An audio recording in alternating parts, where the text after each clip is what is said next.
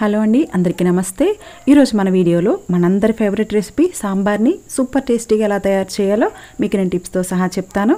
ఈ రెసిపీని మనం కలర్ఫుల్ డైట్ అని కూడా చెప్పచ్చు. ఈ రెసిపీ ఎంత టేస్టీగా ఉంటుందో అంత హెల్దీ అన్నమాట. సాధారణంగా మనం తినే భోజనంలో అన్ని రంగుల కూరగాయలు తినాలి అంటారు కదా.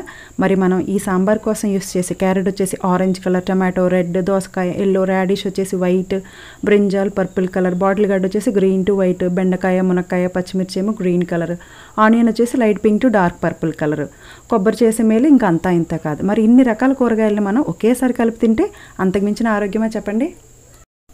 ఈ సాంబార్లోని వెజిటబుల్ టేస్ట్ ఎంత బాగుంటుందంటే కూరగాయ ముక్కలన్నీ తినేసి వట్టి సాంబార్ రసం వదిలేస్తాం.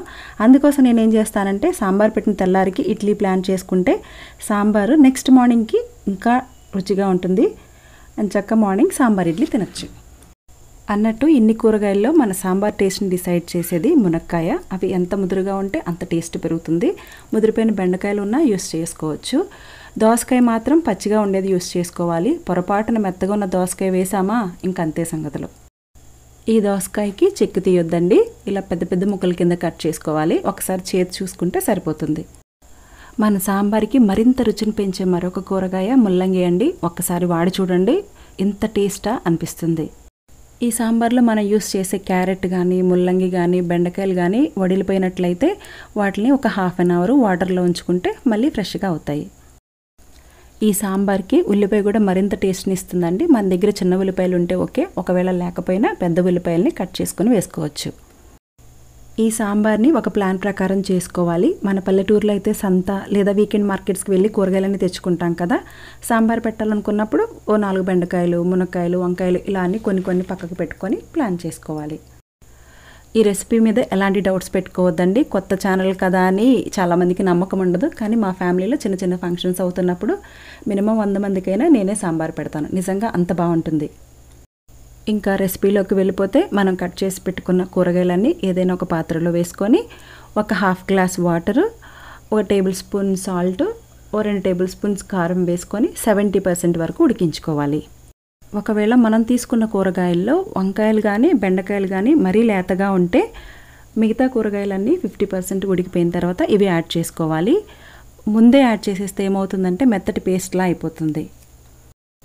చాలామందికి ఏం డౌట్ ఉంటుందంటే బెండకాయ యూస్ చేయడం వల్ల జిగురు వస్తుందేమో అని. అలాంటిది ఏముండదండి, ఇంకా రుచి పెరుగుతుంది చెప్పాలంటే. ఇక్కడ నేను 1.25 కప్పు కందిపప్పు తీసుకుంటున్నాను. మిగతా 1/2 కప్పు పచ్చిశనగపప్పు వేసుకుంటే టేస్ట్ మరింత బాగుంటుంది. ఇప్పుడు ఈ పప్పుని లైట్ గోల్డెన్ కలర్ వచ్చే వరకు ఫ్రై చేసుకోవాలి. ఈ విధంగా పప్పుని ఫ్రై చేయడం వల్ల రుచి పెరగడంతో పాటు గ్యాస్ సంబంధిత కంప్లైంట్స్ ఉన్న వాళ్ళు కూడా హ్యాపీగా తినవచ్చు. ఈ విధంగా ఫ్రై చేసుకున్న తర్వాత ఒకసారి వాటర్తో వాష్ చేసుకొని 2 టేబుల్ స్పూన్స్ కారం వేసుకోవాలి. ఆల్రెడీ మనం కూరగాయలు ఉడకపెట్టుకునేటప్పుడు 2 టేబుల్ స్పూన్స్ కారం యూస్ చేసాం కాబట్టి ఇక్కడ చూసి వేసుకోవాలి. తర్వాత 2 గ్లాసులు వాటర్ వేసుకొని 2 స్పూన్స్ ఆయిల్ కూడా వేసుకొని 6 విజిల్స్ వచ్చే వరకు వెయిట్ చేయాలి. ఈలోపు మనం చింతపండు నానబెట్టుకోవాలి. ఈ చింతపండు పులుపు అనేది మనం తీసుకున్న సాంబార్ క్వాంటిటీని బట్టి డిపెండ్ అయి ఉంటుంది. ఇక్కడ నేను 10 లీటర్స్ కుక్కర్లో సాంబార్ చేస్తున్నాను. దానికి అరచేతి నిండా సరిపడా చింతపండు తీసుకున్నాను. చూసారు కదండి, కూరగాయలన్నీ మ్యాక్సిమం ఉడికిపోయాయి. మరీ పచ్చిగా ఉంటే సాంబార్ అంత టేస్ట్ అనిపించదు. 6 విజిల్స్ తర్వాత పప్పు ఈ విధంగా ఉడికి ఉంటుంది. ఇప్పుడు ఇందులో కొంచెం క్రిస్టల్ సాల్ట్ వేసుకొని పప్పు గుర్తుతో మెత్తగా రుబ్బేసుకోవాలండి. అసలు పప్పు కనిపించకూడదు. మనం పచ్చిశనగపప్పు వేసుకున్నాం కాబట్టి అది కొంచెం గట్టిగా ఉంటుంది, అందుకోసమని రుబ్బుకోవాలి. ఈ విధంగా ఎటువంటి పలుకులు లేకుండా మొత్తం అంతా రుబ్బేసుకున్న తర్వాత చింతపండు రసం యాడ్ చేసుకొని పులుపుని అడ్జస్ట్ చేసుకోవాలి. ఇప్పుడు మనం ఈ పప్పుని ఓ 10 నిమిషాల పాటు మీడియం ఫ్లేమ్ మీద పొంగు వచ్చే వరకు మరగనివ్వాలి. ఈ విధంగా పొంగొస్తున్నప్పుడు మనం ఉడకబెట్టుకున్న వెజిటబుల్స్ అన్నీ యాడ్ చేసుకోవాలి. అందులో ఉన్న రసాన్ని కూడా యాడ్ చేసుకోవాలి. ఇప్పుడు ఈ మిశ్రమాన్ని 10 నుండి 15 నిమిషాల పాటు మీడియం ఫ్లేమ్ మీద మరగనివ్వాలి. అప్పుడే అసలైన సాంబార్ రుచి అనేది వస్తుంది. ఈ విధంగా మరుగుతున్నప్పుడు కొబ్బరిని చిన్న చిన్న ముక్కల కింద కట్ చేసుకుని వేసుకుంటే తినడానికి బాగుంటుంది. తురిమి వేస్తే ఏమవుతుందంటే సాంబార్ చిక్కగా అయిపోతుంది.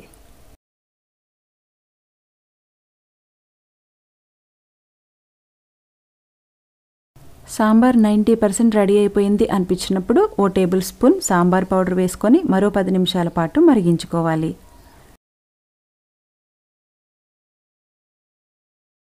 ఈ విధంగా మరిగిపోయిన తర్వాత ఇప్పుడు మనం కట్ చేసి పెట్టుకున్న కొత్తిమీర వేసుకొని పోపు పెట్టుకోవాలి.